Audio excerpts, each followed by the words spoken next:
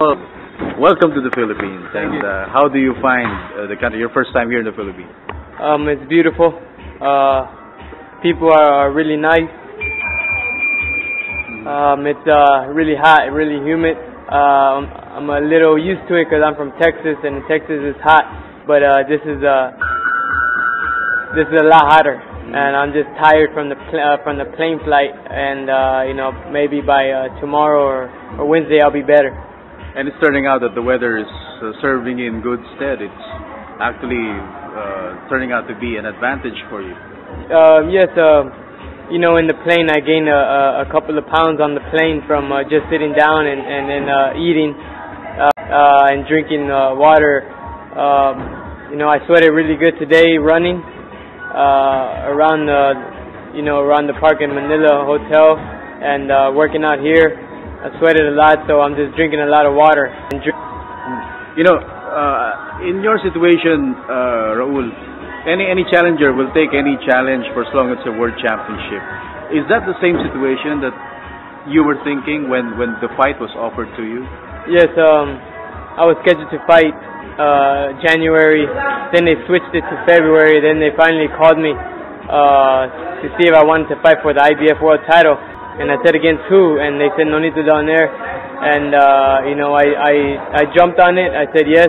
They told me it's going to be in the Philippines. And, there was no doubt in my mind that this could be my chance of becoming a world champion. You fought him before in the amateurs. And if you don't mind telling us, how was that experience fighting him during the amateurs? Like I tell everybody, they keep asking me that. I really don't remember fighting him. I do remember fighting him, but not the actual match. I mean, I had maybe 12 amateur fights. I had just began boxing, my first year and a half of boxing, and I was already in the national competition. So I was pretty good for a beginner. And my luck was that I got to fight Nonito Donaire, who was at that moment in his prime in the amateurs. I lost by points, and I learned a lot from that fight. From all my losses, in amateurs, I learned a lot. So here I am now, fighting for a world title. I can't complain. You turned pro almost at the same time. Did it ever cross your mind that one time we'll cross paths and then probably I can avenge that loss? Or is that still crossing your mind? Oh yeah, definitely. I knew eventually I would fight him. There was a talk about it before. When I first turned pro, Top Rank wanted to sign me. Cameron Duncan wanted to sign me, and who is Nonito's manager. And I've spoken to Cameron, years back about, hey, y'all might fight one day, and here it is. And have you followed his career, and how do you think has he progressed? Ever since he turned professional. I feel, hey, he's a world champion. He's progressed a lot. He has what I want, world title. Yes, definitely he's progressed. He's a world champion. You mentioned that when you fought in the amateurs, he was more experienced than you, but now you almost have the same number of fights. Now that you'll be fighting again, you think, what will be the situation? He being the champion, you being the challenger?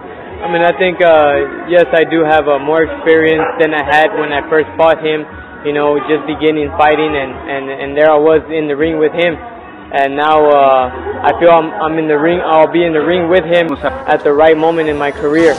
I feel it's going to be a great fight, and may the best man win that night. I mean, I feel, it's just up to how you feel that day.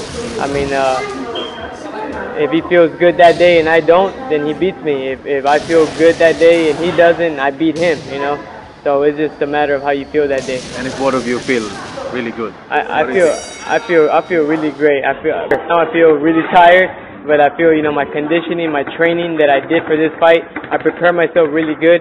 So I feel that night, I will feel good.